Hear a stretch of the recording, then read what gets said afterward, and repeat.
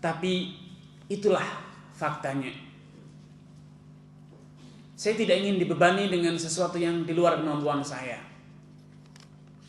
Saya bukan figur untuk dijadikan teladan. Namun saya adalah satu dari bagian antum semuanya. Kita bersama-sama berusaha untuk mewujudkan, untuk berusaha meneladani bagaimanakah rumah tangga yang harmonis. Karena itu saya harap sejak awal jangan bercermin kepada saya. Karena itu dahulu para ulama mengatakan, la tandur ila ma ya'malul alim, walakin isma'il ma yaqul. Jangan engkau lihat apa yang dilakukan oleh seorang yang berilmu, tapi dengar apa yang dia katakan. Karena apa yang dia katakan itu adalah ilmu, tapi apa yang dilakukan itu adalah kemampuan dia. Kalau antum melihat seorang alim yang berbicara tentang zakat luar biasa, kemudian ternyata dia tidak zakat, jangan diikuti dia tidak zakat. Kenapa? Banyak alasannya. Dia tidak punya, dia miskin sehingga tidak wajib zakat. Jangan pernah berkata, loh Pak Ustadz, kan kemarin antum yang menyampaikan zakat itu wajib, sekarang kok tidak zakat? Apa berarti zakat itu boleh ditinggalkan kalau orang itu telah menjadi ustadz? Tidak. Kenapa? Ada faktor lain. Memang dia tidak mampu.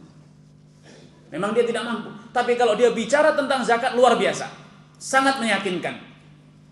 Tapi kemampuan belum tentu dia mampu. Sama demikian. Tema kita pun sama. Kita boleh bercerita tentang rumah tangga idaman, rumah tangga harmonis. Bolehlah kita membuat sebuah lamunan, hayalan bagaimanakah rumah tangga harmonis. Karena biasanya kita berbicara seperti dalam pepatah.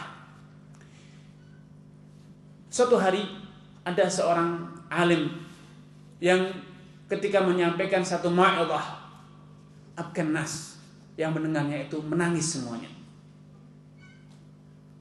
Sehingga banyak yang memuji, Masya Allah yang antum katakan itu sangat mengena. Tapi dia ketika menyampaikan mau'izah dia tidak menangis, walaupun orang menangis. Ketika dipuji dia menangis. Kenapa? Karena dia tahu diri. Ketika dia berbicara dia telah memilih kata-kata yang paling indah.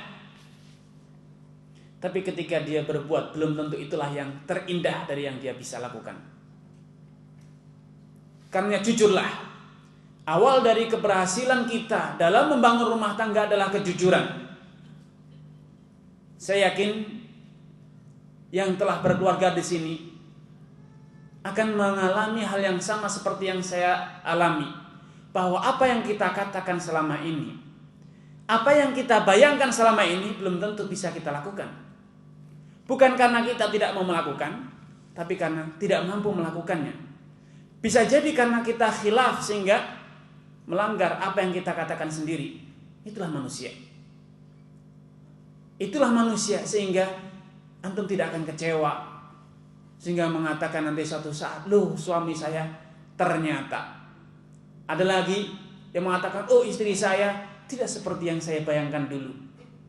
Karena kita salah dalam menilai. Kita menilai orang dari apa yang dia katakan.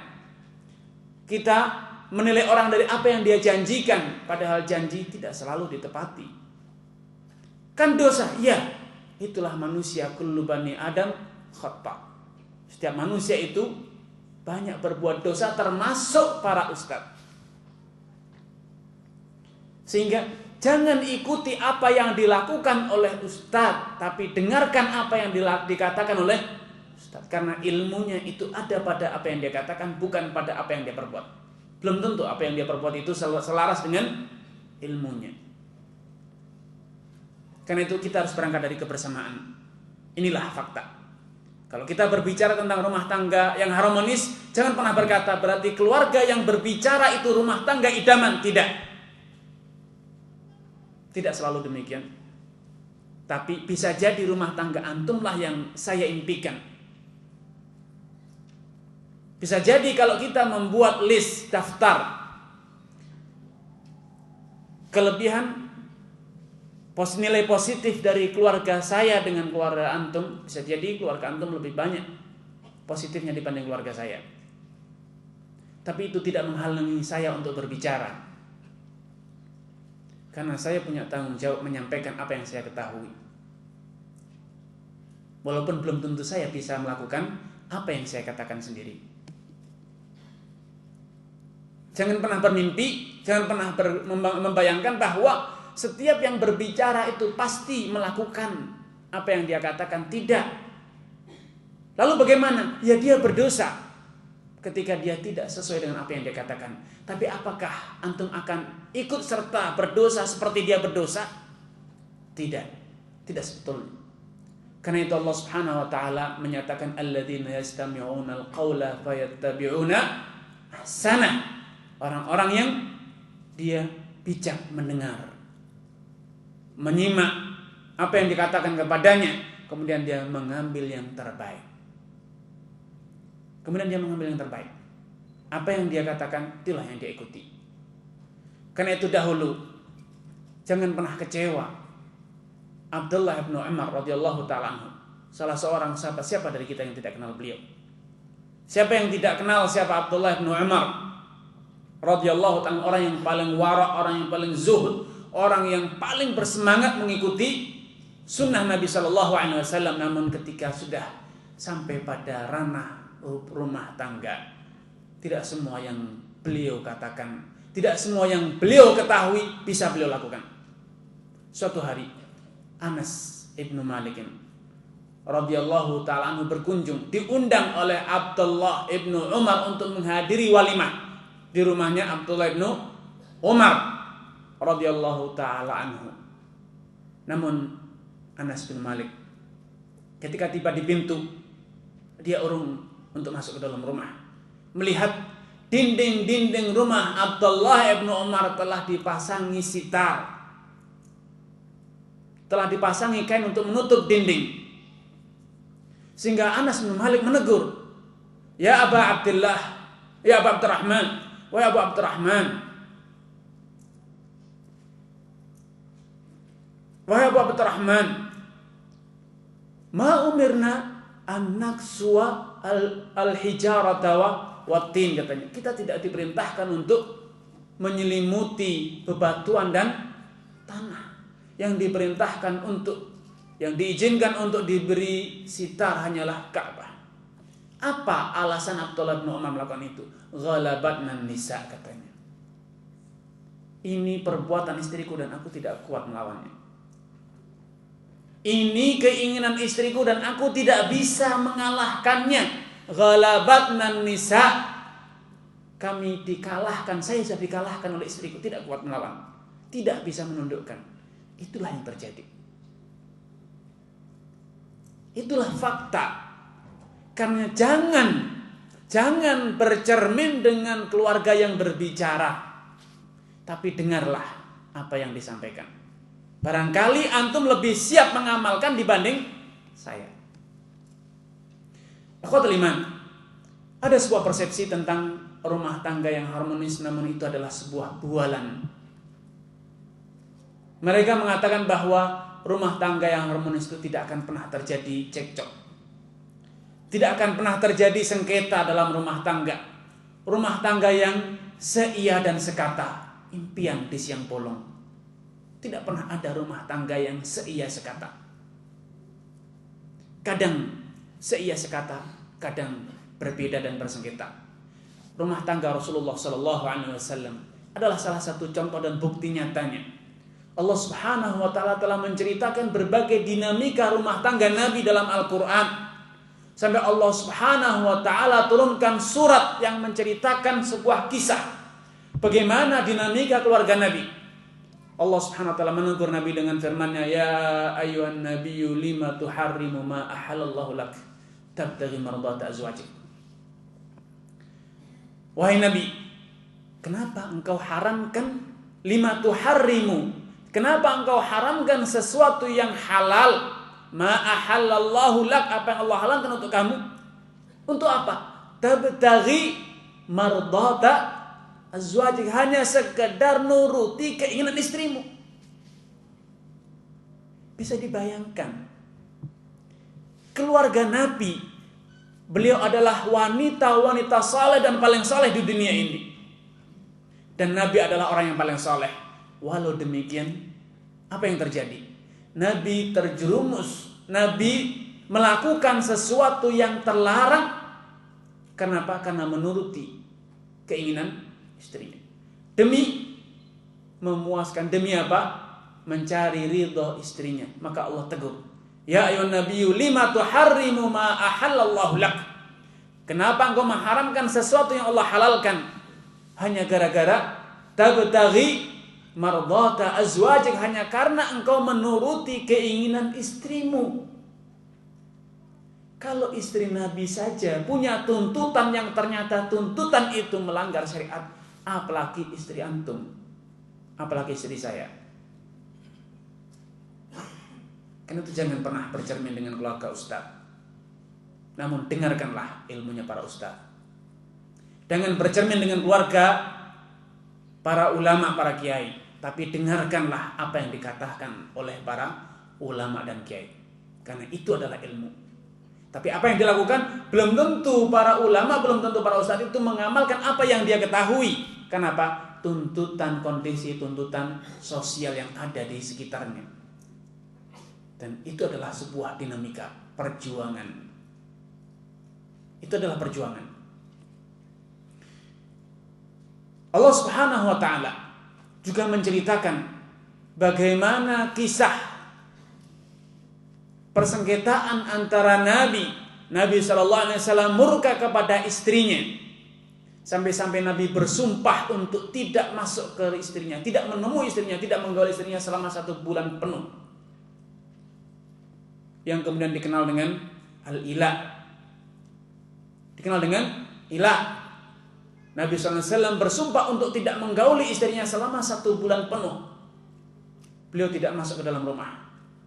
Beliau tidur dan beristirahat di selasar rumah, di luar rumah, selama 1 bulan penuh. Kalau kita pelajari sejarahnya, kalau kita pelajari asbab nuzulnya, kita akan dapatkan hal-hal yang manusiawi. Beliau adalah manusia. Keluarga beliau adalah keluarga yang memang manusia biasa, yang punya syahwat, punya selera, punya keinginan, punya tuntutan, punya kepuasan, punya impian. Disebutkan salah satu sebab, atau bahkan sebab utama Nabi SAW marah kepada istrinya, sehingga Nabi bersumpah untuk tidak menggauli istrinya adalah karena 9 istrinya bersekongkol. Punya 9 istri. Semuanya bersekongkol untuk menuntut Nabi menambah jatah nafkahnya. Dengan beralasan, lihatlah istri-istri Kisra dan Rum, Romawi dan Persia, Raja Romawi dan Persia. Mereka bergelimang dalam kenikmatan. Padahal engkau punya harta itu. Bukan tidak punya, Nabi punya. Sehingga mereka minta tambahan nafkah. Namun perlu dipahami, apakah nafkah yang diminta oleh istri Nabi itu untuk dimakan sendiri, dikenakan sendiri? Tidak. Tapi karena mereka ingin menyantuni karib kerabatnya dan fakir miskin yang datang kepada mereka.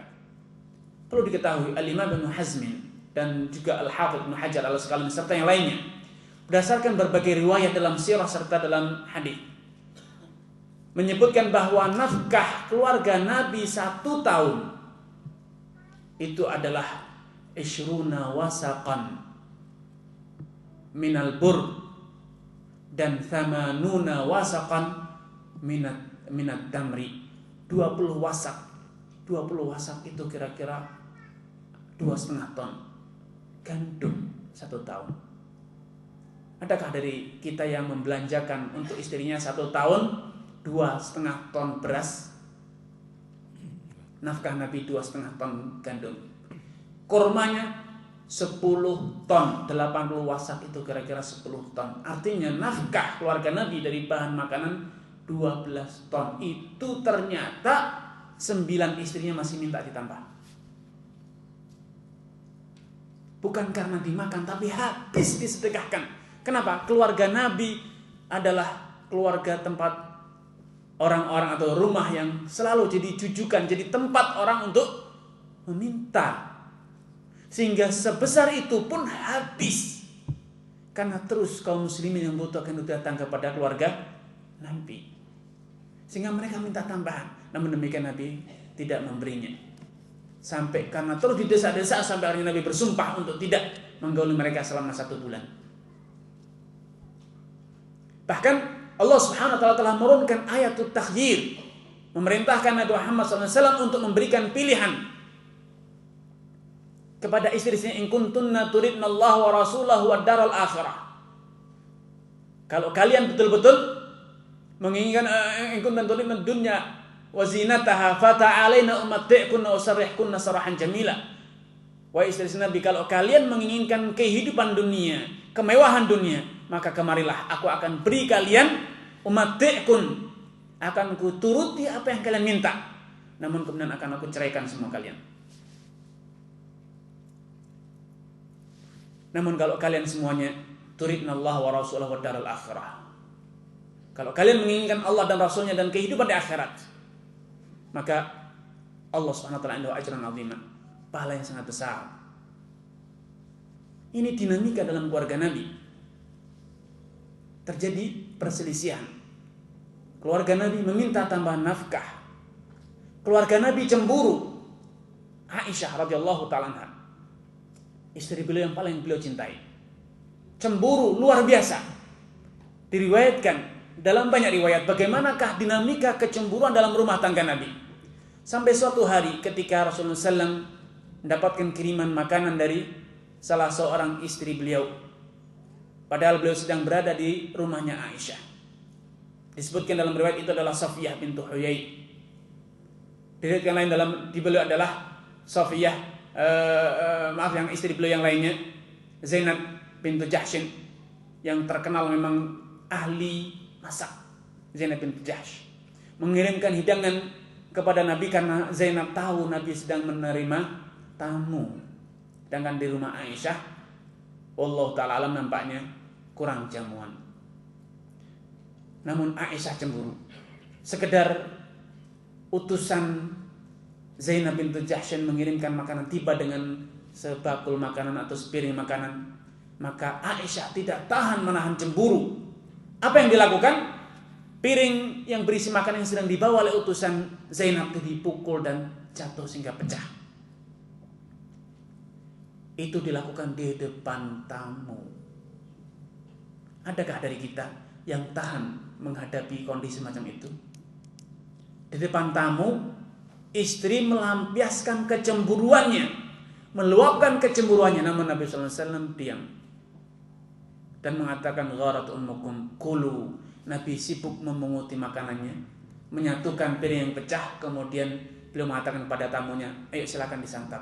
Gharat ummukum, ibu kalian ini sedang cemburu, jangan diambil hati. Siapa dari kita yang mampu seperti itu? Jangan diambil hati, itu istriku lagi cemburu, ayo kita makan. Selesai masalah di situ.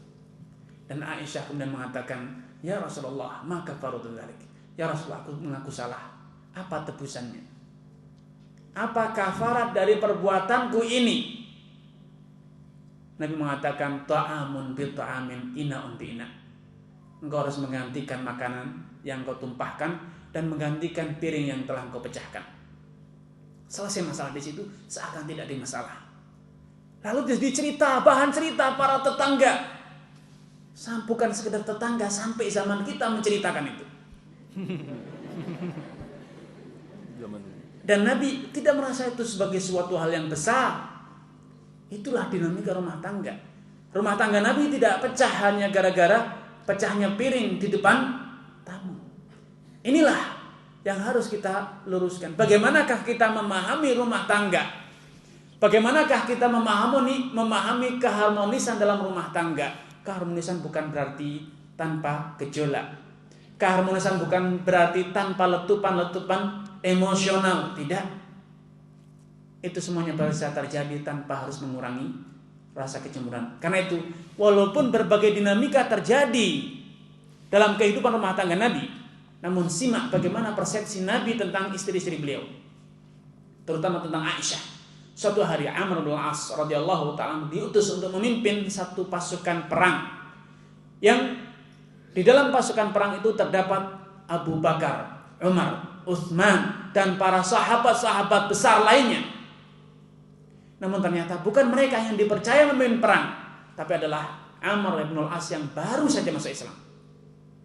Sehingga Amr bin As radhiyallahu ta'ala mengira Nabi memberi kepercayaan lebih kepada Amr dibanding kepada sahabat Abu Bakar, Umar, dan yang lainnya.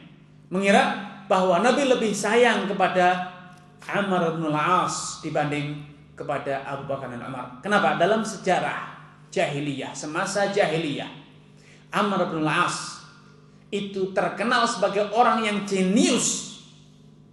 Katanya Duhatul Arabi, dalam riwayat, dalam sebuah tarikh disebutkan bahwa Duhatul Arab, orang yang cerdasnya di bangsa Arab itu ada 4. Salah satunya adalah Amr bin As dan Mughirah bin Syu'bah, dan tidak disebut di antaranya Abu Bakar dan Umar. Memang terkenal cerdas, sehingga dia merasa semasa jahiliyah dia dikenal sebagai orang yang sangat cerdas. Ketika masuk Islam, baru saja masuk Islam, dipercaya memimpin pasukan perang, padahal di dalamnya terdapat Abu Bakar dan Umar serta yang lainnya. Dia mengira ini adalah sebuah kehormatan luar biasa. Maka Amr bin As bertanya, ingin memastikan tentang kebenaran persepsi dia. Dia bertanya, ya Rasulullah, man ahabbun nas ilaik? Ya Rasulullah, siapakah orang yang paling kau cintai? Abu Bakrin. Abu Bakar. Beliau mengatakan, man ahabbun nas ilaik? Siapa orang yang paling kau cintai? Aisyah. Orang yang paling kau cintai adalah Aisyah. Maka Amr bertanya kembali, wa minar rijal? Kalau dari laki-laki, ya Aisyah wajar, itu istrimu paling kau cintai. Maksudku adalah laki-laki. Amr bin As berharap agar dialah yang dimaksud. Ternyata tidak. Abuha, orang yang paling kau cintai adalah ayahnya, yaitu Abu Bakar. Sumaman, kemudian siapa? Umar, kemudian Umar. Setelah Bakar. Selanjutnya Amr bin As pun merasa tahu diri. Sudahlah, paling tidak akan disebut lagi. Subhanallah, berbagai kejadian itu tidak menjadikan Rasulullah SAW berkurang rasa cintanya kepada keluarga beliau. Bahkan dengan tanpa malu Nabi mengekspresikan, mengutarakan rasa cinta tersebut kepada para sahabatnya dengan mengatakan, Aisyah adalah manusia paling aku cintai di dunia ini.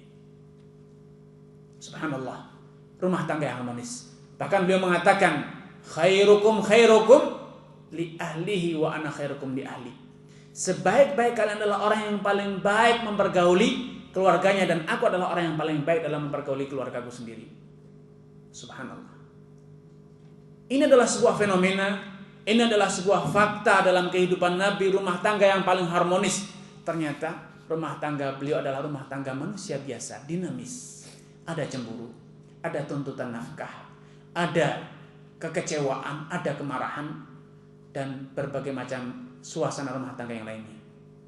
Karena itu khatul iman, kalau kita terbuai dalam sebuah cerita dongeng Romeo dan Juliet, maka itu hanya dalam dongeng, tidak nyata. Apalagi dalam kisah Majnun Laila, luar biasa, kecintaan yang luar biasa, itu hanya impian bohong semata. Tidak nyata itu. Itu tidak mungkin terwujud dalam rumah tangga. Itu hanya obrolan cinta, atau yang kemudian disebut dengan cinta monyet, cinta gombal. Rumah tangga itu pasti dinamis. Kenapa demikian? Karena memang Allah telah menggariskan bahwa Allah menciptakan dunia ini akan dinamis. Wa nabluukum bisyarri wal khairi fitnah. Dalam semua urusan kita pasti diuji dengan keberhasilan dan diuji dengan kegagalan, diuji dengan kesenangan dan diuji dengan kesusahan. Kalau kita ingin menjadi rumah tangga yang mukminah, yang muslimah, pasti kita akan mengalami dinamika pasang surut rumah tangga. Ada cemburu, ada sakit hati, ada kekecewaan, dan ada berbagai macam hal. Suatu hari ketika Rasulullah SAW safar, beliau membawa 2 istri beliau sekaligus, Aisyah dan Safiyah bintu Huyai Ibnul Akhtab radhiyallahu ta'ala anhuma. Namun di tengah jalan ada masalah besar yang menjadikan pasukan perang beliau lambat bergerak. Alasannya sederhana. Onta yang ditunggangi oleh Safiyah onta yang lemah, sedangkan Safiyah membawa perbekalan yang sangat banyak, lengkap semuanya, sehingga ontanya keberatan. Sedangkan Aisyah, beliau adalah wanita muda belia, perbekalannya sedikit. Biasa gadis, tidak banyak perbekalan, tidak tahu apa yang harus dia bawa di perjalanan, tidak antisipatif, karena tidak banyak pengalaman.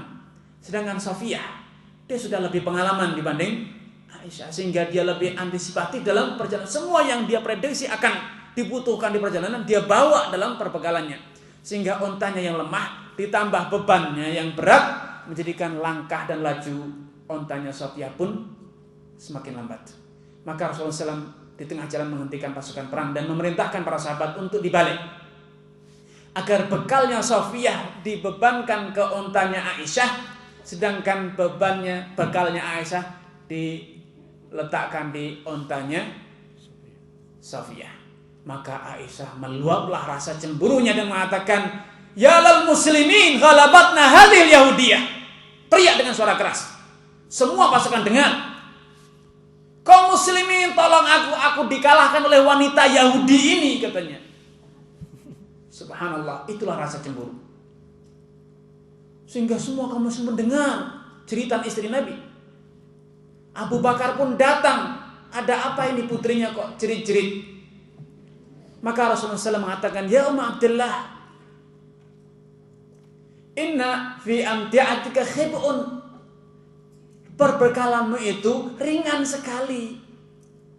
Sedangkan perbekalannya Safiyah fi thiqal. Bekal dia itu berat. Maka kami pindah agar laju pasukan perang ini tidak terhambat hanya gara-gara kalian.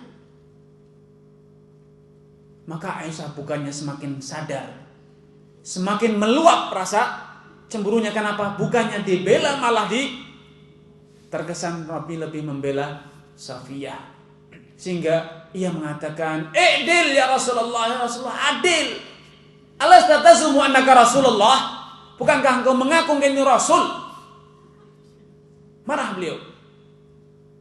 "Afiya syakun ya Umma Abdillah." Wahai Aisyah, apakah kamu ragu aku ini Rasul? Kembali Rasulullah SAW menjelaskan, namun Abu Bakar mendengar suara putrinya yang sudah lancang semacam ini marah dan segera ditampar mukanya Aisyah. Namun disinilah seni dalam rumah tangga, kecerdasan Rasulullah SAW untuk segera bisa menguasai suasana hati Aisyah. Melihat istrinya ditampar oleh ayahnya, karena Abu Bakar sebagai seorang ayah sadar putrinya ini telah berkata-kata yang berbahaya, mengancam keimanannya. Karena sudah sampai pada tahap bukan lagi urusan rumah tangga, urusan risalah iman yang berbicara. Maka Abu Bakar meluap kemarahannya. Aisyah ditampar wajahnya dengan keras. Namun disinilah kecerdasan Rasulullah SAW. Inilah hikmah beliau dalam mengatur dan memanage rumah tangganya. Maka beliau berbalik arah, tadinya berusaha membela Safiyah, mendudukkan masalah, bukan membela, mendudukkan masalah, sehingga terkesan Aisyah ini dikalahkan, terkalahkan, tersudutkan. Di saat inilah Nabi segera berbalik arah, memanfaatkan momentum ini. Di saat Aisyah terancam oleh ayahnya sendiri, maka Rasulullah SAW berbala, "Mahlan ya Abu Bakrin." Wahai Abu Bakar, jangan keras-keras, sabar, katanya. Innal ghaira la tubsiru asfalal wadi min a'laha. Wahai Abu Bakar, ini adalah wanita yang sedang dikuasai oleh rasa cemburu. Sehingga orang yang cemburu, wanita apalagi, kalau sudah dikuasai oleh cemburu, apa yang terjadi? Tidak bisa membedakan antara dasarnya lembah dengan atasnya lembah. Buta mata. Abu Bakar mengatakan, "Ya Rasulullah, ama sami'ta maqalat ya Rasul, tidakkah engkau mendengar apa yang dikatakan putriku ini? Kurang ajar, ini lancang sekali." Maka Rasulullah SAW kembali mengatakan, "Minal ghaira la tubsiru asal wadi min alaha." itulah wanita yang sedang dikuasai oleh rasa cemburu. Tidak bisa membedakan dasar lembah dari atas lembah. Itulah wanita buta, gelap mata. Maka di saat itulah Aisyah melunak. Ternyata Rasulullah SAW adalah suami yang luar biasa. Diselamatkan dari murka ayahnya. Dia sudah membayangkan ini bakal ditempeleng lagi. Maka Aisyah pun segera redam amarahnya. Subhanallah. Suatu hari, dan kesempatan sengaja saya ceritakan, saya bawa tentang dinamika keluarga Nabi. Saya ingin merubah persepsi tentang apa itu rumah tangga harmonis. Banyak, ini adalah telah menjadi tren, dan tren adalah tren yang silahkan dinilai sendiri setelah mendengar kisah berikut. Banyak suami ingin atau calon suami menguji kesalafiahan calon istrinya, kesolehan calon istrinya, ketika akad dengan tanpa beban, tanpa perasaan, saya mau menikah tapi dengan syarat saya diizinkan poligami. Banyak calon suami yang sejak awal telah mengatakan saya diizinkan untuk poligami. Dan wanitanya karena tidak ingin dikatakan wanita tidak soleh, menolak sunnah Nabi, akhirnya menerima. Namun kenyataannya saya yakin kalau dia wanita, benar-benar wanita, hati dia menangis, tapi akhirnya dia berkata apa boleh buat. Daripada dibilang tidak solehah, ya lebih baik diterima. Nanti urusan nanti. Itulah faktanya. Betapa banyak yang katanya dulu bolehlah poligami, kalaupun mau poligami sekarang, kalau perlu nikahilah temanku sekarang juga. Itu hanya impian, bualan, omong kosong. Ketika betul-betul sudah nikah, cekcoknya setiap hari. Suatu hari Rasulullah SAW pulang dari kuburan Baqi dengan mengatakan, wa ra'sah, aduh pusing kepalaku. Aduh pusing kepalaku, sakit mengeluh. Aisyah pun mengatakan, bal ana wa ra'sah, tapi aku juga pusing ya Rasulullah, kepalaku cenut-cenut katanya. Kalau bahasa kita.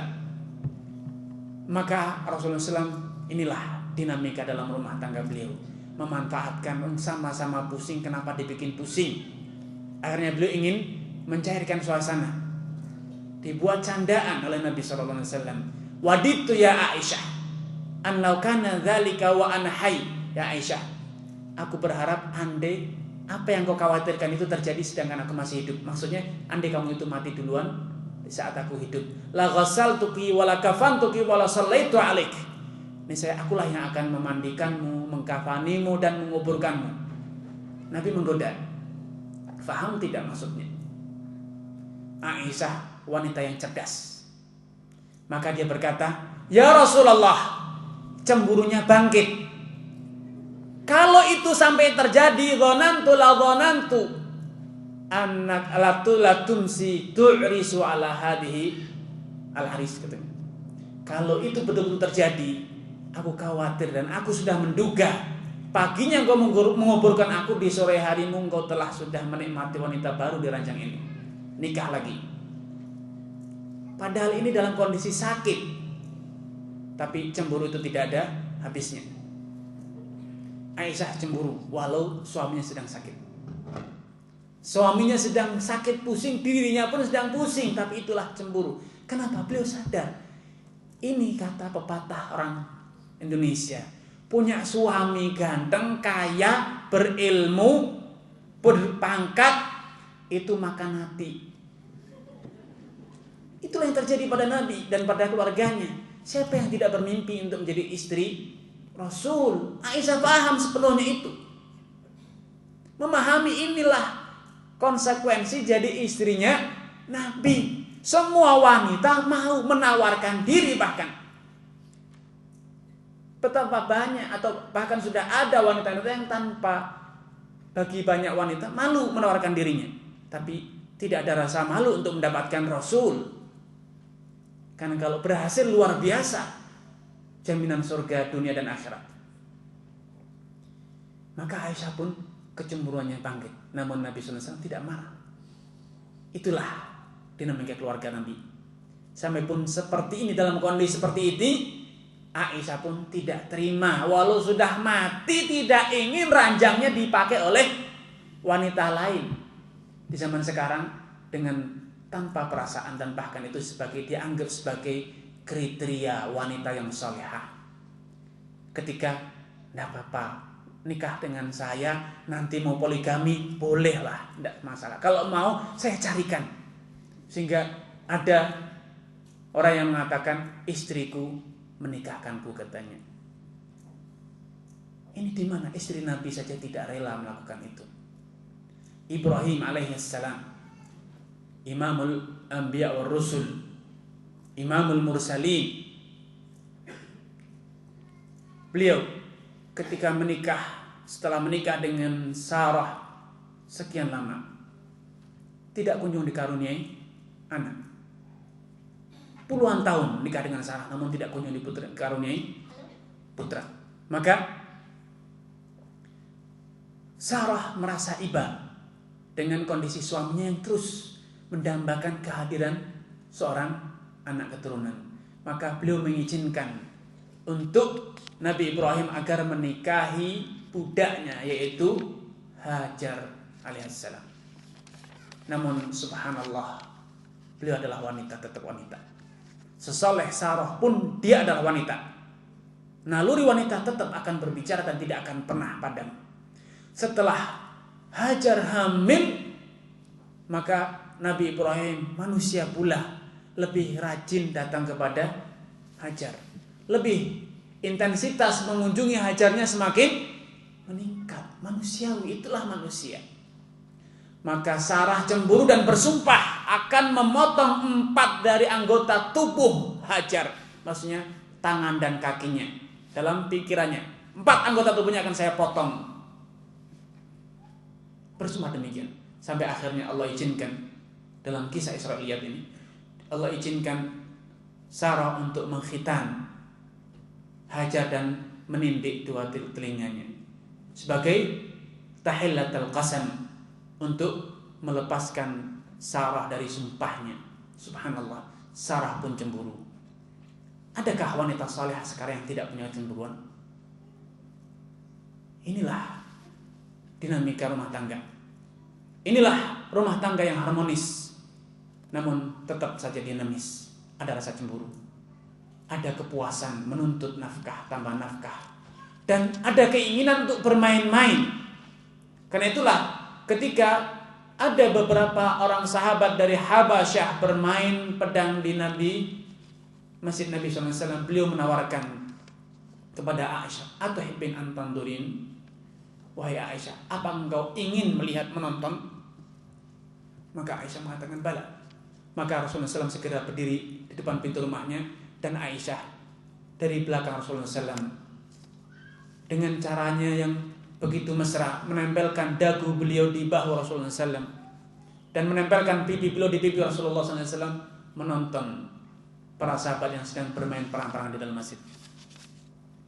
Subhanallah, ada permainan dalam rumah tangga Nabi. Di suatu perjalanan, dalam satu peperangan, ketika beliau pulang, di tengah jalan beliau tiba-tiba memerintahkan para sahabat untuk antaqaddamu, silahkan kalian maju duluan. Nabi dan Aisyah berhenti di tengah jalan. Setelah para sahabat semuanya menjauh, Nabi berkata kepada Aisyah, "La tusabikini, wahai Aisyah, ayo sekarang kamu harus lomba lari dengan saya." Fasabaqtuhu. Maka Aisyah pun melayani tantangan Nabi. Mereka berlomba lari dan Aisyah pun menang. Namun falamma hamaltul lahma wa badint, ketika aku sudah gendut, sudah gemuk, badanku sudah gemuk, apa yang beliau lakukan?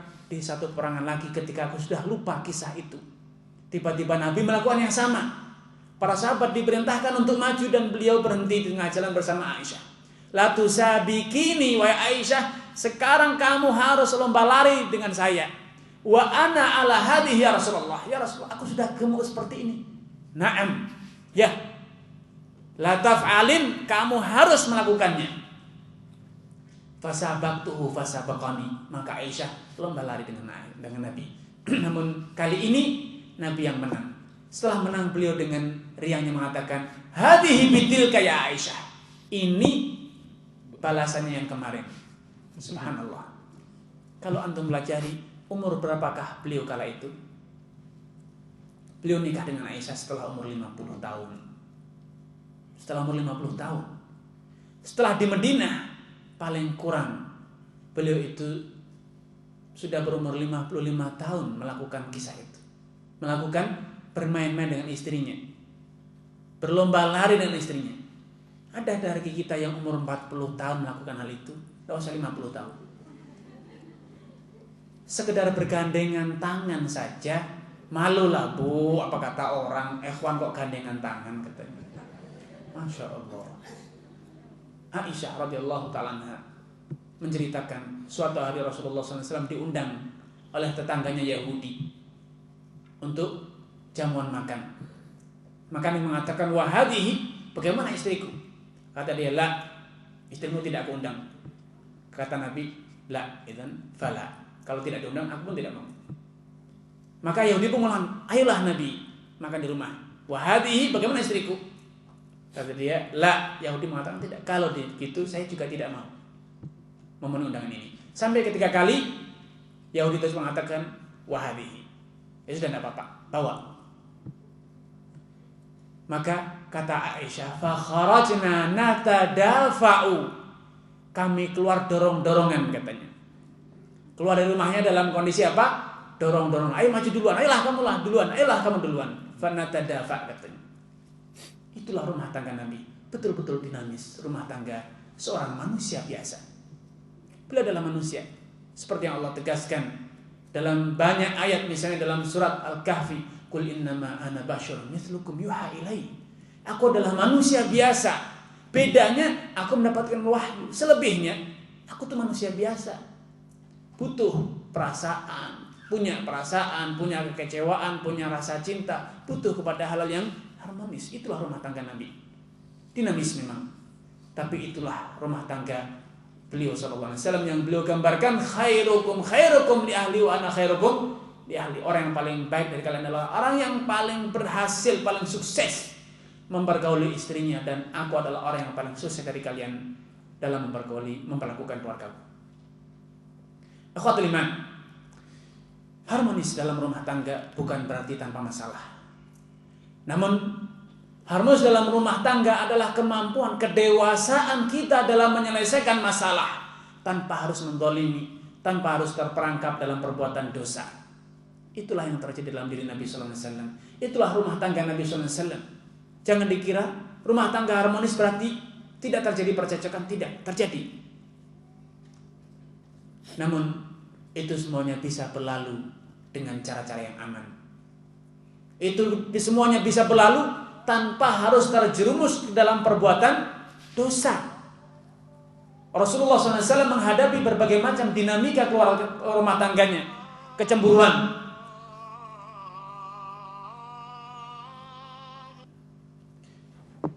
dan lain sebagainya. Semua yang terjadi dalam rumah tangga Nabi, tuntutan tambahan nafkah dan lain sebagainya, semuanya tidak menjadikan Nabi SAW keluar dari aturan syariat.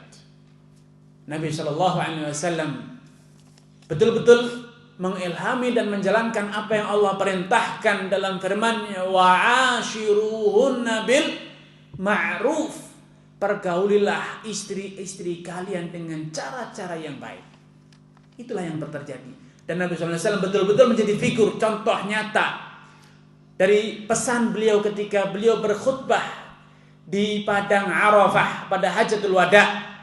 Beliau bersabda dan berwasiat kepada kita semuanya, istausu bin nisa'i khairan. Aku berpesan agar kalian mempergauli istri kalian dengan cara-cara yang baik. Fa innakum istahlaltum furujahunna bi kalimatillah. Sejatinya kalian menghalalkan kemaluan mereka dengan menggunakan kalimatullah, karena mendapatkan izin dan restu dari Allah Subhanahu wa taala. Wa akhadtumuhunna bi amanillah, dan kalian memiliki mereka istri-istri kalian betul-betul karena memang restu, izin, aman. Allah melindunginya, Allah merestuinya, Allah bahkan memerintahkannya. Kemudian walakum alaihin. Disinilah Nabi SAW memberikan bagaimanakah kita mewujudkan kriteria, bagaimana kita mewujudkan rumah tangga yang harmonis. Beliau menjelaskan tentang hak dan kewajiban suami dan istri. Dan ini adalah salah satu karakteristik rumah tangga yang harmonis. Tatkala masing-masing pasangan suami dan istri mampu menunaikan hak dan tanggung jawab, menunaikan haknya, tanggung jawabnya tanpa ada yang dikurangi. Rasulullah bersabda, walakum alaihin, kalian punya hak wahai kaum suami, alla yuti'na furushakum ahadan takrahunahu. Kalian punya hak untuk melarang istri kalian dari memasukkan, mengizinkan siapa saja untuk masuk ke rumahmu kecuali orang yang kau izinkan. Itu adalah hak kalian. Kemudian kalian juga punya hak atas istri-istri kalian. Setelah kalian punya hak yang pertama tadi, alla yuti'na furushakum ahadan takrahunahu. Kalian punya hak untuk melarang istri kalian dari memasukkan orang ke rumah kalian tanpa seizinmu, tanpa restu kalian. Kalian punya kewajiban, itu adalah tanggung jawab istri. Artinya patuh pada suami, menuruti sampai pun urusan siapa yang boleh masuk dan tidak boleh masuk. Kemudian walahunna alaikum, mereka punya hak atas sekalian yang harus kalian tunaikan. Yang pertama adalah antut'imuhunna mimma ta'imt, engkau beri nafkah dari apa yang kalian makan. Wa taksuhunna mimma iktasait, engkau beri pakaian dari pakaian yang kalian kenakan, senilai, sekelas, selevel. Kemudian mereka juga memiliki hak atas kalian, alla tadribil wajh, jangan sekali-kali memukul wajah, wala tuqabbih, dan jangan kau hinakan mereka dengan mengatakan qabbahallahu wajhak. Jangan kau katakan kepada mereka betapa buruknya wajahmu. Jangan kau hinakan mereka, karena itu sangat merendahkan. Di antara praktek yang sangat menyakitkan kaum wanita adalah ketika suami mengatakan, wajahmu sudah tua sekali, Bu. Kamu kok sudah tidak cantik lagi sekarang. Kok tetangga lebih cantik dibanding kamu. Ini adalah perkataan yang sangat menyakitkan kaum wanita. Jangan katakan itu. Wala tuqabbih, jangan kau katakan wajahmu itu buruk, wajahmu sudah tidak cantik, wajahmu sudah tidak seputih dulu, kulitmu tidak sehalus dulu. Jangan pernah katakan, walaupun kenyataannya seperti itu. Dan siapapun istri kita, bahkan termasuk kita, senang dengan pujian walaupun bohong. Senang dengan pujian walaupun bohong. Wa yuhibbuna an yuhmadu bima lam yaf'alu fala tahsabannahu bimafazatin minal adzab. Itu karakter dasar pada setiap manusia, suka untuk dipuji dengan sesuatu yang tidak ada, bohong, tidak ada. Dengan dikatakan, Bu, Masya Allah hari ini lebih cantik dibanding kemarin, hari ini lebih muda dibanding kemarin. Kok ibu sekarang lebih muda? Itu wanita ketika dikatakan seperti itu seakan-akan masuk surga. Padahal jelas bohong. Tidak ada wanita yang hari ini lebih muda dibanding kemarin. Itu jelas bohong. Tapi silahkan katakan kepada istri, hari ini nampaknya ibu itu lebih romantis dibanding pengantin baru dulu. Hari kayaknya ibu itu lebih lebih lah ini dan itu, tahu sendirilah caranya. Bapaknya pun gitu, Pak, Masya Allah Bapak kok kelihatan lebih muda, lebih cakep dibanding sekarang. Bahkan ada yang bangga dengan mengatakan, Bu, kok ibu lebih muda dibanding anaknya? Dengan senang hati diceritakan, Pak, tadi loh saya itu ketemu dengan ibu fulanah itu. Masa dia bilang saya lebih muda dibanding anak kita loh, Pak? Jelas bohong. Tidak mungkin itu, Pak. Sampai kiamat pun kita tidak bisa lebih muda dibanding anak kita. Tapi senang. Bu, yang ini adiknya, Bu, ya. Bangga. Itu kan bohong. Jelas anaknya dibilang adiknya, kita merasa senang. Itulah fakta. Jadi memang itulah dinamika rumah tangga. Itulah dinamika rumah tangga. Karena itu Nabi mengatakan wala tuqabbih, jangan engkau katakan wajahmu buruk, wajahmu itu jelek, jangan. Walaupun memang yang sudah jelek, sudah tua, jangan katakan, Bu, kamu udah tua sekali, Bu. Nanti akan dibilang, Bapak sudah mulai ngelihat anaknya tetangga, Pak ya. Teman di kantor apalagi nih. Mulailah ada kecurigaan. Kalau dibilang, Pak, Bapak sudah tua sekali, Pak ya. Bilang, sudah ngelihat siapa lagi kamu ini? Itulah dinamika rumah tangga. Karenanya para ulama mengatakan berbohong di depan istri atau membohongi istri untuk islah, untuk menumbuhkan keharmonisan itu dibolehkan. Seperti tadi, Bu, kayaknya ibu lebih romantis deh malam ini dibanding kemarin, dibanding malam pertama dan lain sebagainya. Tidak ada ceritanya, Pak. Setelah 30 tahun kok lebih romantis dibanding malam pertama, itu tidak ada ceritanya, Pak. Kalau tidak percaya silahkan, ya jujur saja lah, Pak, kita jujur. Ya biasa aja, paling kita sudah saatnya mengatakan, ya kamu lagi. Tapi itulah dinamika rumah tangga, Pak. Kita harus jujur. Rumah tangga kita ini harus dihiasi dengan pujian walaupun kadang bohong. Dan jangan jujur dalam rumah tangga dengan terutama berkaitan dengan paras wajah dan lain sebagainya. Bapak kayaknya lebih perkasa dibanding dulu deh. Itu bapaknya senang sekali. Jelas bohong itu. Tapi itulah tuntutan rumah tangga. Jangan pernah dalam hal yang semacam ini kita apa adanya jujur. Jangan. Katakanlah, walaupun terkesan itu bohong, terkesan tidak sepenuhnya, tidak sejujurnya, tidak. Banyak orang yang terpelukan saya jujur, ya, tapi itu mengancam keharmonisan dalam rumah tangga kita. Kemudian di antara hal yang perlu kita pahami dalam dinamika rumah tangga, siapapun istri kita, pasangan hidup kita, pasti mereka itu senang dengan namanya keindahan. Jangan pelit. Apa maksudnya pelit? Kalau kita melihat istri kita berdandan, senanglah. Tolong belikan dandannya lagi. Wah, ibu pintar berdandannya. Ya Pak, belikan lagi. Belikan. Bapaknya demikian. Waduh, Bapak pakai baju yang ini lebih ganteng loh Pak. Ayo, antar Bapak beli baju yang lebih baru, lebih bagus. Itu bagus. Karena Allah Subhanahu wa taala menggambarkan itulah kehidupan wanita. Allah menceritakan tentang siapa wanita dalam firman-Nya, "Awaman yunasya'u fil hilyati wa huwa fil khisami ghairu mubin." Apakah wanita? Dulu orang-orang musyrikin senantiasa menamakan berhala-berhala mereka dengan nama-nama wanita. Lata itu nama wanita dari ilah, plesetan wanita ilah.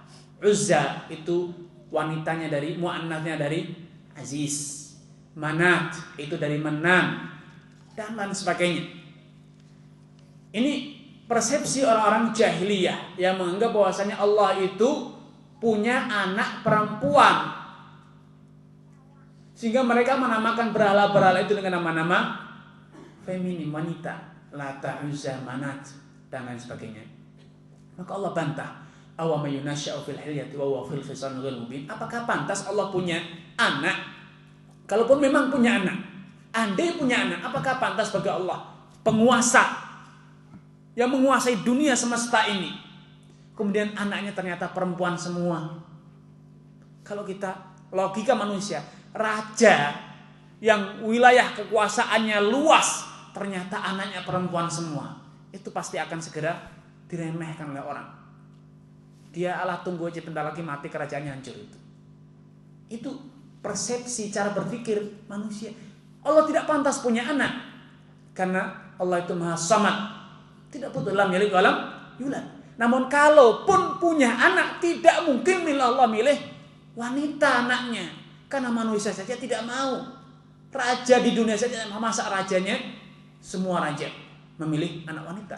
Allah gambarkan wanita itu awama yunasya'u fil hilya, wanita yang biasanya kerjaannya memang dandan, dibesarkan dalam perhiasan, wa huwa fil khisami ghairu mubin, dan kalau sudah harus beradu argumentasi biasanya cengeng. Itulah wanita. Karena itu Pak, kalau kita ingin rumah tangga kita harmonis, jadikanlah istri kita itu sibuk dengan perhiasan. Harmonis Pak. Tapi kalau istri kita Sibuknya dengan apa? Nyeboi anak, masak, bergelut dengan terasi. Sudahlah, kita sudah bukan suami yang manusiawi lagi. Kenapa? Inilah wanita. Kita telah memaksa istri kita keluar dari dunianya. Dunia wanita adalah dunia perhiasan. Kalau kita ingin rumah tangga kita harmonis, maka turutilah hasrat wanita. Ini salah satu dinamikanya. Karena itulah Aisyah radhiyallahu ta'ala suatu hari ketika didapat oleh Nabi sallallahu alaihi wasallam membawa gelang yang besar-besar, mengenakan gelang yang besar. Nabi bertanya, "Ya Aisyah, ma hadhi?" Apa yang kau kenakan ini? Attakhidu atazayyanu laka ya Rasulullah. Aku mengenakan ini untuk berdandan di hadapanmu ya Rasulullah. Namun di sini ada satu hal yang penting. Wanita berdandan bukan ketika ada tamu, bukan ketika hajatan, ada kondangan, namun ketika mau tidur dengan suaminya. Ketika suaminya sedang di rumah dia berdandan. Adakah dari kita wanita yang ketika suaminya sedang di rumah dia berdandan habis kata orang? Semua yang dia miliki dia kenakan semuanya. Kebanyakan dari istri-istri kita dandan habis itu kapan? Kalau mau kondangan, kalau mau waliman, keluar rumah, silaturahmi ke tetangga atau ke siapapun. Tapi ketika dengan suaminya, inilah masalah besar. Sebaliknya, kaum suami pun demikian. Dandannya kalau mau keluar rumah. Ketika di depan suami, di depan istrinya, ya ala kadarnya, koloran dan kaos oblong. Maka jangan heran kalau istrinya punya persepsi namun tidak berani dilahirkan. Suamiku sudah tua sekali ternyata. Kenapa demikian? Karena ketika kita di hadapan istri kita, botaknya kelihatan, kaos oblongan, celana koloran.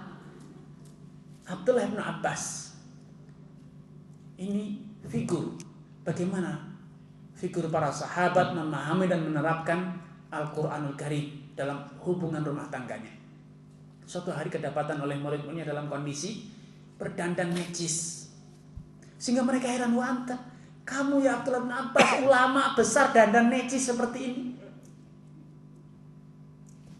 Manusia apa ya perlu gitu loh ulama kayak dandan gitu. Ya cukup lah ulama sudah cukup, sudah tidak usah dandan. Namun simak bagaimana sunnah yang beliau fahami, bagaimana pola pikir Abdullah bin Abbas. Beliau mengatakan ini uhibbu an atazayyana limra'ati kama uhibbu an tatazayyana li. Aku senang untuk dandan di hadapan istriku sebagaimana aku senang kalau istriku dandan di hadapanku. Li'anna Allah azza wa jalla yaqul, karena Allah telah berfirman, walahunna mithlu alladhi 'alaihinna bil ma'ruf walirrijali 'alaihinna darajah. Walahun, hak istri itu setimpal dengan kewajiban suami. Hak istri setimpal dengan kewajiban istri. Hak dan kewajiban itu sebanding. Nah, kalau kita katakan istri itu harus berdandan, ya logikanya, dan itulah yang namanya adil, keadilan. Suaminya juga harus berdandan. Namun lihat pola pikir, dan inilah kita tidak miliki. Abdullah bin Abbas tidak hanya berpikir adil, sebanding dong, tidak. Beliau mengatakan wala uhibbu an astanzif. Aku tidak ingin menuntut semua hakku atas istriku. Aku memaafkan, toleransi sebagian hak aku tidak diberi, tidak masalah. Aku maafkan sebagian hak aku tidak aku dapatkan, tidak masalah. Kenapa? Beliau berdalil dengan ayat ini. Walirrijali 'alaihinna darajah. Laki-laki itu punya hutang budi atas wanita. Laki-laki punya hutang budi atas kaum wanita, atas istri mereka, sehingga Abdullah bin Abbas ingin berbuat lebih dibanding apa yang dia dapat dari istrinya. Dia ingin melakukan, menunaikan hak-hak istrinya sepenuhnya, seutuhnya, sedangkan dia tidak mengharapkan agar istrinya menunaikan seluruh hak-haknya. Subhanallah. Andai suami-suami kita seperti Abdullah bin Abbas. Namun juga kaum laki-laki boleh bermimpi andai istri kita itu seperti istrinya Abdullah bin Abbas. Indahnya dunia ini. Abdullah bin Abbas, laki-laki, seorang ulama besar. Beliau menyadari Saya tidak ingin menuntut seluruh hakku. Bahkan aku harus mengutangkan sebagian hakku atas istriku. Aku merelakan sebagian hakku walau tidak aku dapat. Itu adalah hakku, tapi aku ingin memaafkannya. Kenapa? Aku ingin tetap punya satu tingkat lebih tinggi dibanding wanita. Dan itu telah menjadi fenomena gejolak bahwa biasanya wanita yang tidak lagi punya hutang budi pada suami, nafkah dia bisa mandiri, punya penghasilan, rumah bisa beli sendiri, kendaraan bisa beli sendiri, nyopir bisa nyopir sendiri, semua bisa sendiri. Istrinya apa? Suaminya punya uang, istrinya punya uang juga. Jadi ada suami tidak masalah, tidak ada juga tidak masalah. Biasanya rumah tangga seperti ini, rumah tangga yang sering cekcok, rumah tangga yang mudah retak. Kenapa? Karena istrinya tidak punya hutang budi kepada suami, tidak khawatir ditagih hutang budinya, tidak merasa punya hutang budi kepada suami. Tapi coba kalau wanita, dia sudah menafkahi, dia sudah bekerja, akan ada loyalitas yang disebut dengan kesetiaan. Kemudian itu pun akan berimbal balik ketika istrinya melihat suaminya pemaaf, toleransi, maka istrinya pun akan terus semakin meningkatkan kesetiaannya, pelayanannya kepada suaminya. Abdullah bin Abbas mengatakan, wala uhibbu an astansif. Aku tidak ingin menuntut semua hakku. Di manakah suami yang seperti itu? Sekarang yang ada adalah ego. Loh, ini kan hak suami.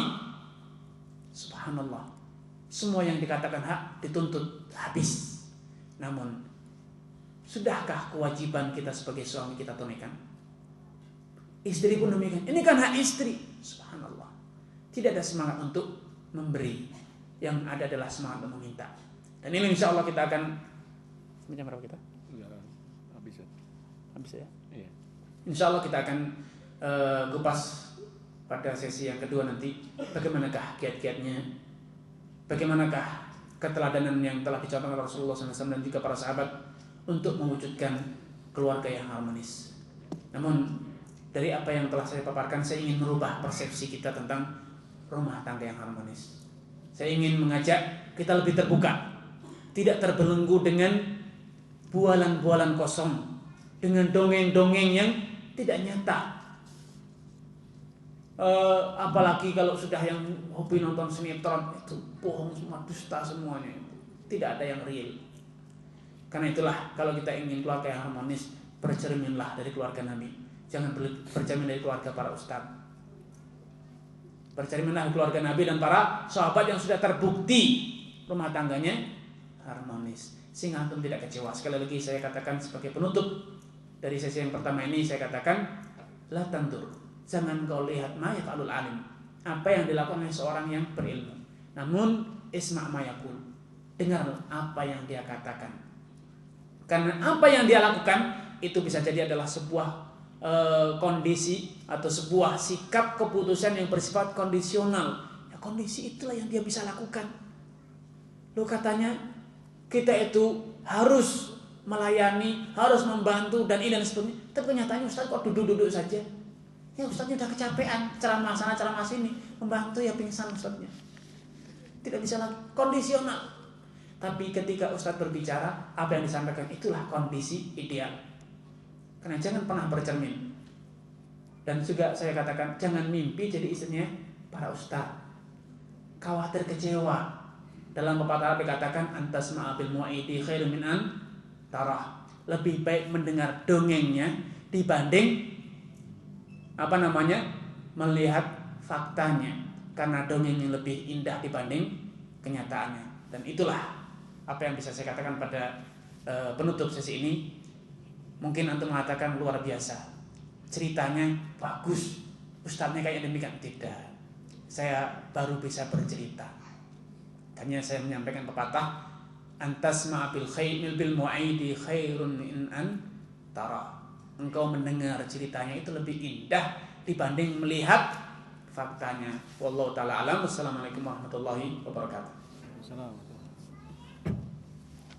Jazakumullah khairan pada Ustaz yang telah menyampaikan materi ini.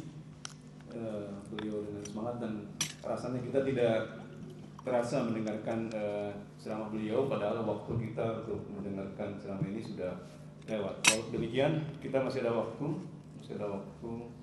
kurang lebih 10 sampai 15 menit. Silakan, ada yang mau bertanya. Tapi sebelum dipersilakan, ini ada pertanyaan Ustaz di sini, ada pertanyaan dari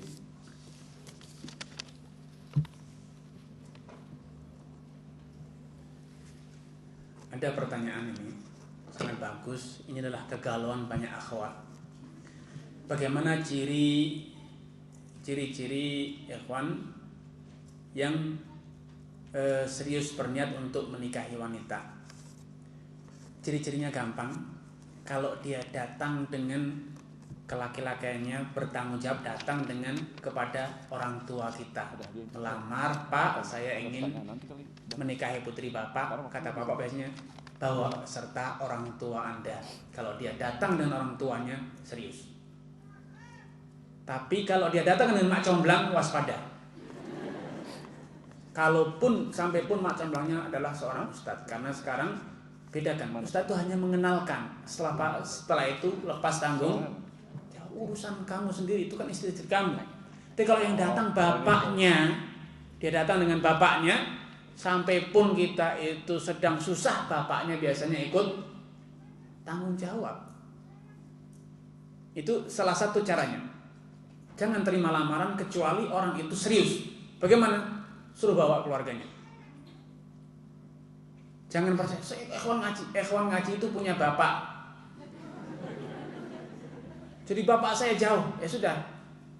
Saya tidak mau diterlantarkan, karena betapa banyak orang yang mudah menerima lamaran akhirnya diterlantarkan karena dia tidak punya beban moral.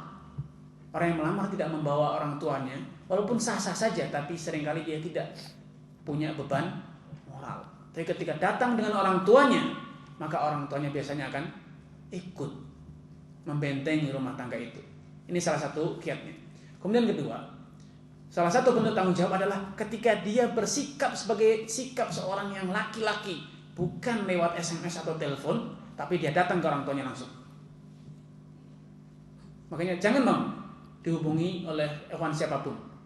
Kalau dia SMS, silakan datang ke bapak saya. Tidak berani, jangan pernah datang lagi. Saya tidak mau punya laki-laki, punya suami yang pengecut. Ketemu bapak saja takut, apalagi nanti ketemu dengan perampok. Bapak saya itu orang baik-baik.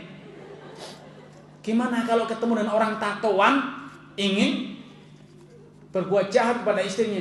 Dia orang yang pertama kali lari. Ketemu orang baik saja takut. Kemudian yang ketiga, di antara bentuk atau cara kita mengetahui orang itu baik atau tidak baik, lihatlah pergaulannya. Kalau pergaulannya dengan orang yang baik, betul-betul bergaul dengan orang yang serius, bukan dengan orang yang hobi candaan, itu insya Allah dia serius. Tapi kalau memang orang itu kumpulannya dengan orang yang hobi candaan, biasanya apapun akan dibuat candaan. Itu karena dalam pepatah Arab dikatakan at-tuyuru al-amthaliha taqa. Burung itu pasti berkomunitas dengan sejenisnya. Tidak ada burung pipit bergaul dengan burung merpati, burung gagak, apalagi burung elang. Tidak ada. Kalau dia jenis burung gagak, dia akan kumpul dengan burung gagak. Lihatlah keluarga teman-teman karibnya dia. Kalau keluarga teman-teman karibnya bermasalah, ya waspada saja.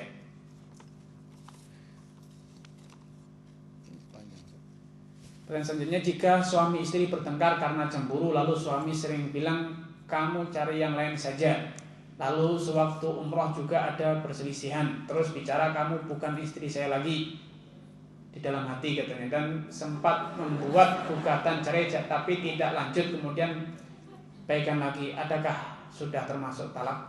Kalau sudah sampai pada gugatan cerai, berarti sudah talak. Karena kalau sudah gugatan cerai itu berarti dia sudah pada tahap melegalkan perceraian. Dia sudah ingin melegalkan perceraian. Kalau itu belum cerai, buat apa dilegalkan? Apanya yang mau dilegalkan? Kemudian juga kalau dia sudah mengatakan kamu bukan istriku lagi, kalau itu betul-betul terucap, maka itu sudah jatuh cerai. Adapun mengatakan kamu cari yang lain saja, itu belum dianggap sebagai kata cerai, tapi itu adalah menggambarkan kebodohan laki-laki itu. Itu kebodohan laki-laki itu. Betapa bodohnya, istrinya disuruh cerai, artinya dia silakan kamu berzina dengan laki-laki lain. Itu adalah laki-laki yang tidak tahu malu, laki-laki yang tidak tahu diri, menyuruh. Dia tahu inilah istri dia yang sah, masih bersatu sebagai istri. Kalaupun dia ceraikan hari itu, dia masih punya masa iddah. Kok bisa disuruh nyari yang lain? Artinya silakan kamu berzina. Inilah laki-laki yang bodoh seperti itu. Namun itulah orang yang marah, emosional. Karena itu kita harus pandai-pandai, terutama kaum laki-laki. Ingat, Allah Subhanahu wa taala Maha Adil. Dalam riwayat dinyatakan kaifa matadinu tudan, dalam pepatah Arab atau riwayat ungkapan para ulama salafus saleh atau dalam athar, kaifa matadinu tudan. Sebagaimana engkau memperlakukan orang lain, demikian pula lah engkau akan mendapatkan perlakuan yang sama. Engkau akan mendapatkan perlakuan yang sama. Bagaimana? Ingat kaum suami, ingat istri Anda akan sakit hati ketika kita dengan mudahnya mengatakan, sudahlah, aku sudah tidak lagi cinta pada kamu, sudahlah, kita pisah saja. Itu wanita itu bagaikan dicampakkan sakit hati. Coba antum bayangkan, tiba-tiba istri mengajukan gugatan ke pengadilan. Tiba-tiba datang undangan dari pengadilan, isinya adalah gugatan cerai dari istri. Kira-kira apa perasaan laki-laki yang saya itu? Masih cinta, ternyata istrinya tidak cinta, bahkan sudah mengajukan gugatan ke pengadilan. Merasa sakit hati sekali. Karena itulah jangan mudah-mudah mengatakan kata-kata yang semacam itu. Ingat, kita punya anak, kita punya saudara, punya keluarga. Mungkin sekarang saya tidak peduli dia anak orang, tapi suatu saat anak kita akan mendapatkan perlakuan yang sama. Seperti apa sakit hatinya orang tua ketika di satu hari didatangi oleh putrinya. Kenapa menangis nak? Suamiku berkata demikian kepadaku. Hati antum akan runtuh sebagai orang tua. Ingat, kalau kita tanpa alasan yang dibenarkan menyakiti hati orang, termasuk istri kita. Betul dia istri kita, tapi dia adalah orang lain, bukan diri kita. Statusnya dia tetap saja orang lain, yang dia punya dan punya tanggung jawab sendiri di hadapan Allah Subhanahu wa taala. Suatu saat apapun yang kita lakukan, kita akan melihat balasannya, cepat atau lambat. Karena itu, jadilah orang yang senantiasa mempertimbangkan efek dari ucapan kita, sikap kita. Jangan ceroboh, gegabah berkata-kata seakan-akan tidak merasa beban, tidak ada beban sama sekali. Naudzubillah. Wallahu ta'ala alam. Udah pertanyaan banyak tapi udah masuk ke zuhur ini. Ya. Bapak Ibu sekalian yang berbahagia, pertanyaan di hadapan saya sangat banyak ini. Bingung saya untuk mengatur yang banyak sekali.